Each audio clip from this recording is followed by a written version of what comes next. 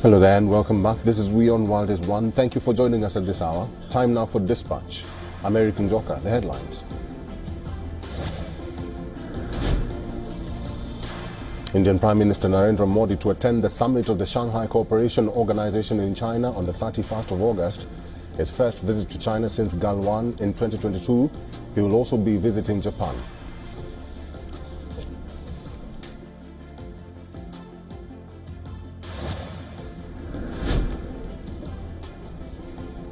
Uttarakhand's Chief Minister says 190 people have been rescued from debris after the deadly mudslide. Blocked roads hampering rescue and transfer efforts. 5 bodies recovered so far, but scores still missing.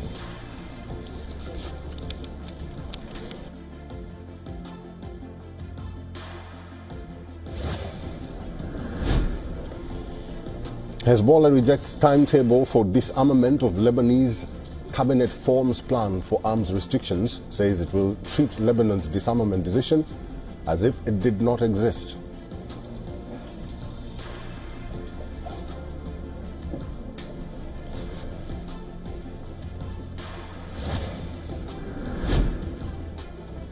Sri Lankan anti-corruption authorities detain ex-minister on corruption allegation.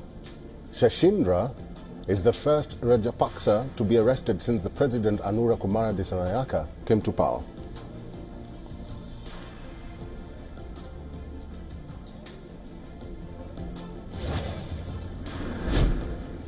Pakistan Army denies rumours of Army Chief Asim Munir planning to become president as baseless, says Munir has no interest in the presidency and no such proposal is under consideration.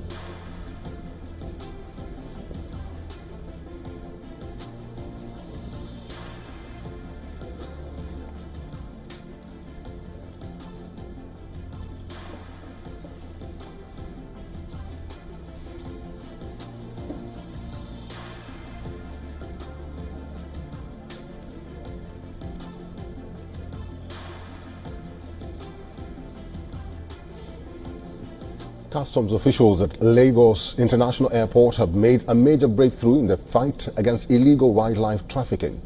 Over 1,600 live birds, which were illegally exported out of the country to Kuwait, have been seized.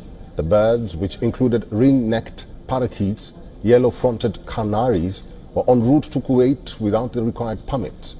According to a statement from the Nigeria Customs Service, the seizure took place on July 3rd, when officers discovered the cargo of birds during routine checks.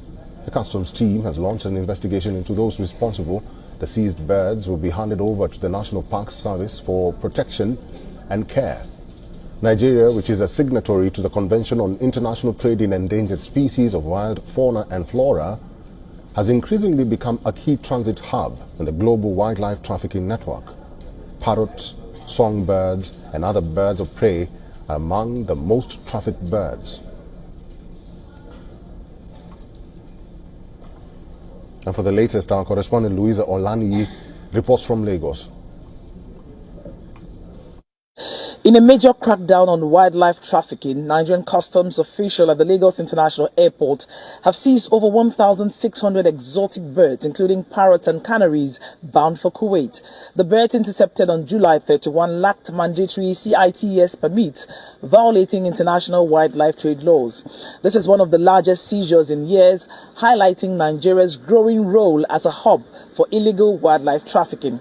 Before 2021, Nigeria featured prominently in reports on wildlife crime as a source, transit and destination country for wildlife and timber trafficking. The seized birds have been handed over to the National Park Service and investigations are on the way to catch those responsible. It might look like a sheet of paper slowly folding in a lab, but this flexible square is a fully functional robot developed by researchers in South Korea. This new kind of robot can bend, grasp, and move by creating folds across its surface. Take a look.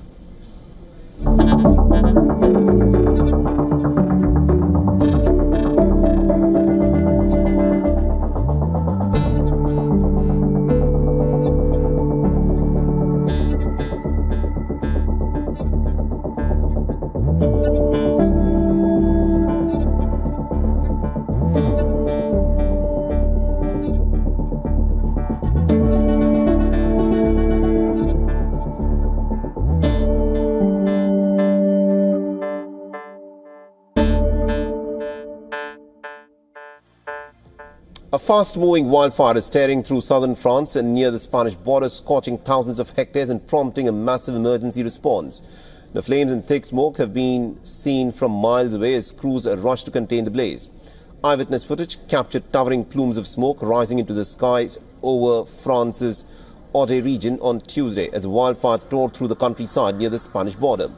The sirens echoed across the region as emergency vehicles raced towards the scene. Overhead, firefighting planes dropped water in a desperate attempt to slow down the flames.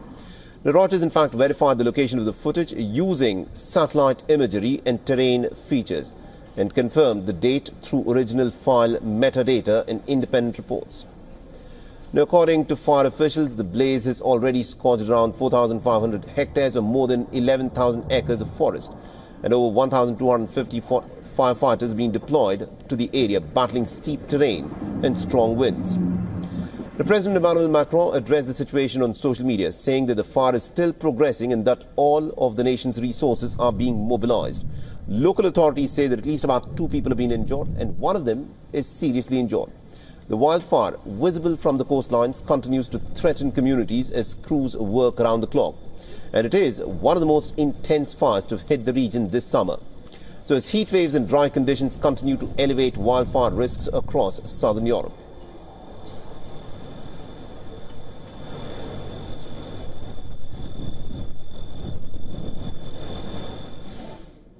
Le choléra prend de plus en plus de l'ampleur au Soudan.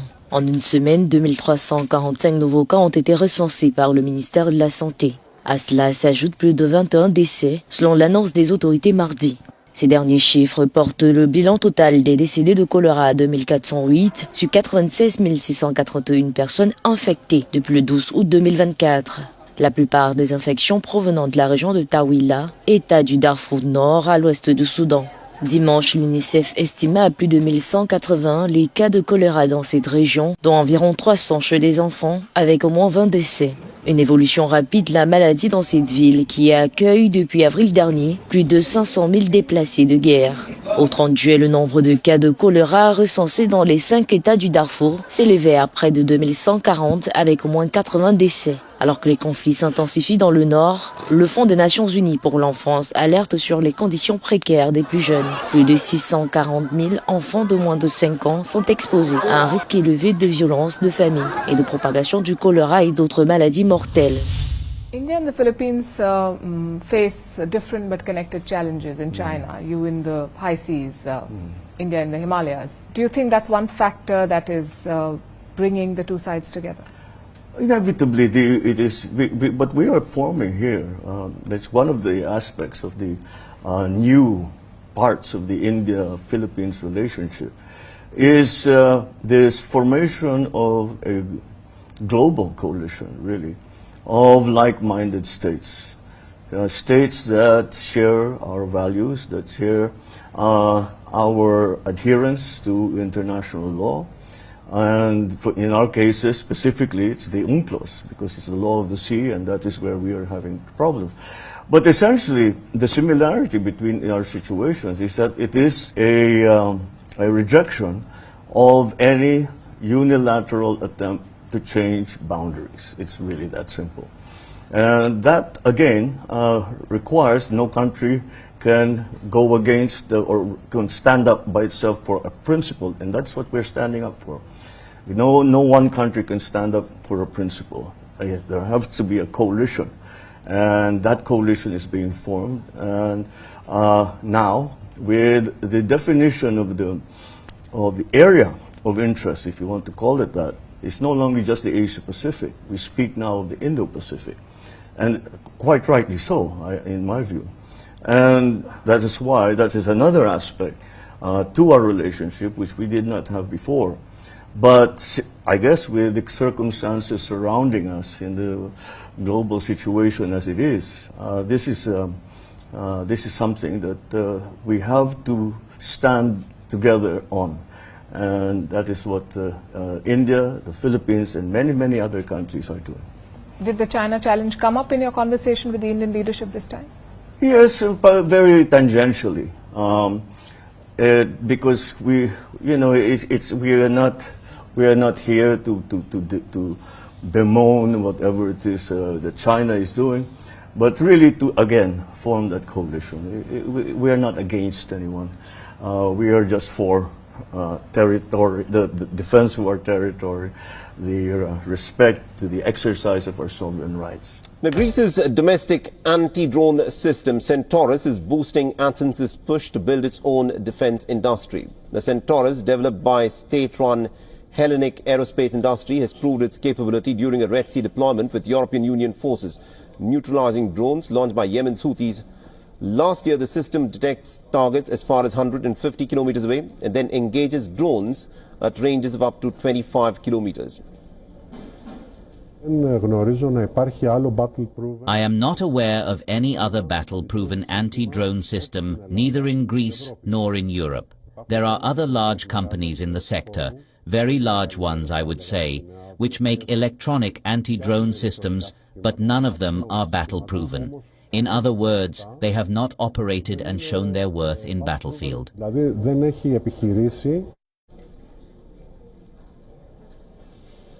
The success of Centaurus has accelerated Athens' plan to mass-produce anti-drone and drone systems as part of a €30 billion armed forces modernization program targeted for completion by 2036. Private Greek firms like Altus, partnering with France's MBDA, are developing UAVs, such as vertical takeoffs, Carveros drone, and are expanding export operations. Now, Hellenic Aerospace Industry is planning to launch portable anti-drone models, Hyperion and Telemarcus, by 2026, and also to release its first large UAV, Archaeotis. We strive for this UAV to be the best of its kind, which means that it's going to be a VTOL air vehicle, extremely robust and very certifiable in its category, so that it can actually take off and land vertically and fly about 6 to 9 hours. Now, Greece spends nearly about 3.5% of the GDP on defense due to regional tensions with Turkey, but its domestic defense industry still plays a small role.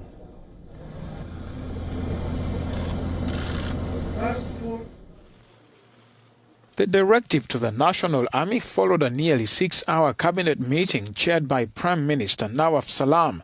Salam said the government asked the army to have the plan ready by the end of the month for discussion and approval. It came shortly after Hezbollah's leader said his group would not relinquish its weapons.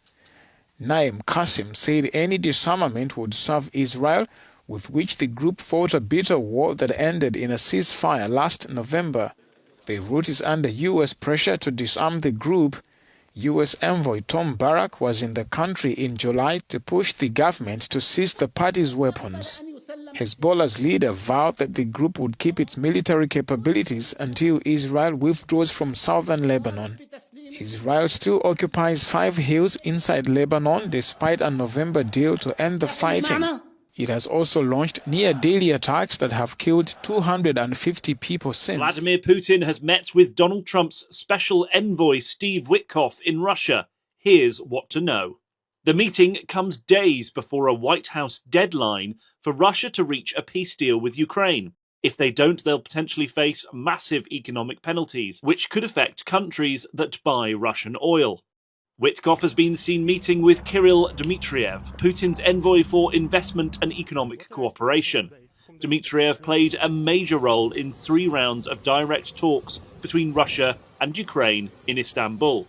And Trump is not happy with Putin. He's been frustrated with Russia's escalation of strikes on Ukrainian civilian areas, despite his urging for this to stop.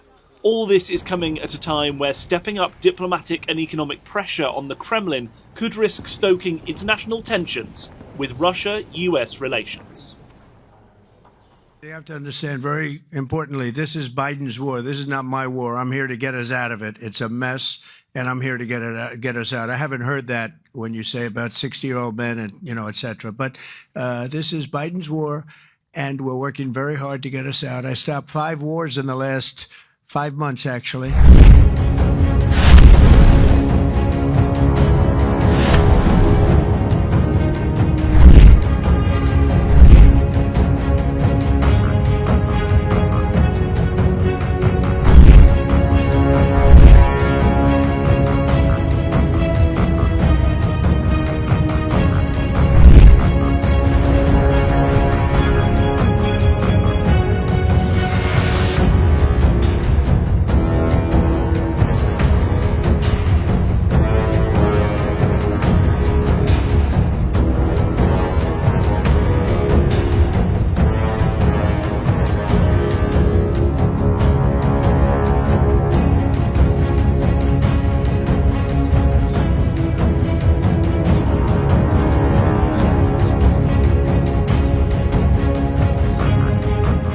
on Ukraine.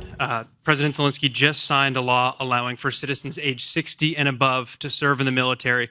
We've seen dozens of videos of young men being hauled into vans and dragged to the front lines against their will. And we've even seen videos of a young man with Down syndrome serving on the front line.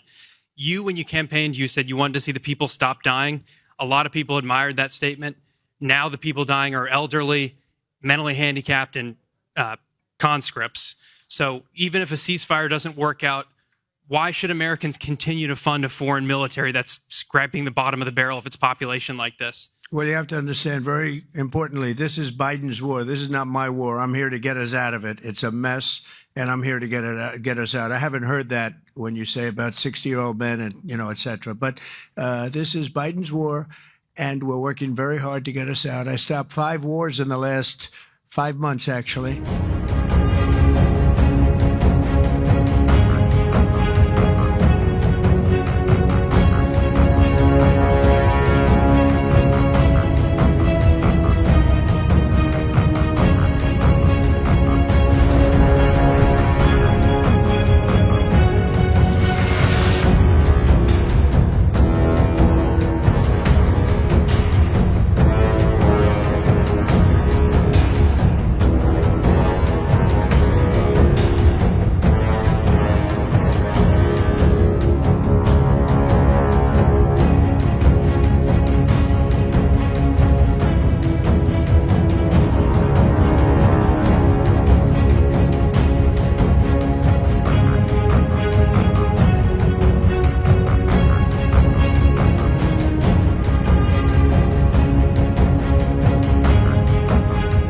Сьогодні говорив з президентом Трампом.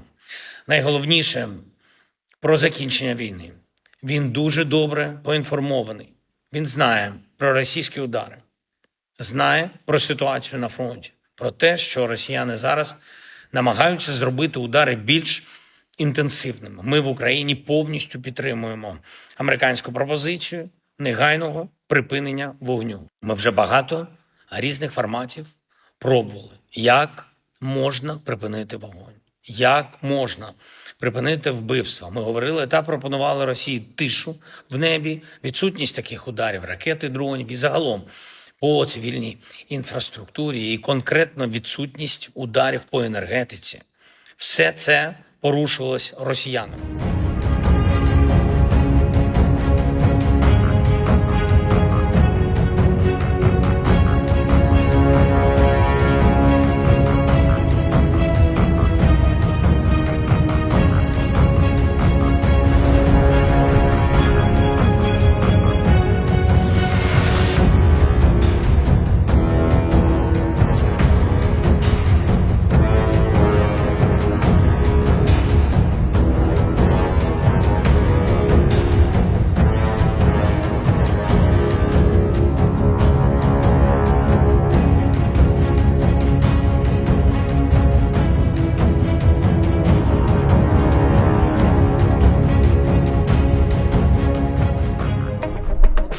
Tonight, after a massive immigration raid at a Camarillo farm, tonight the owners of that farm are finally breaking their silence. And KCAL assignment editor Mike Rogers live at the desk now with the follow-up to a raid that nabbed more than 300 people. That's right, Pat and Rita Bay, 360 according to the Department of Homeland Security, though it's something Glass House says they can't confirm themselves because they say only 9 of the people taken into custody actually worked for Glass Farms. That's the farm that owns, or the people that own the farm rather, out there in Camarillo. It's a marijuana farm there. It was the site of this very intense protests after these raids went on for a very long time there out in Camarillo. Now the company says that actually most of the people taken into custody worked for 2 third-party vendors that were hired to bring in farm workers there.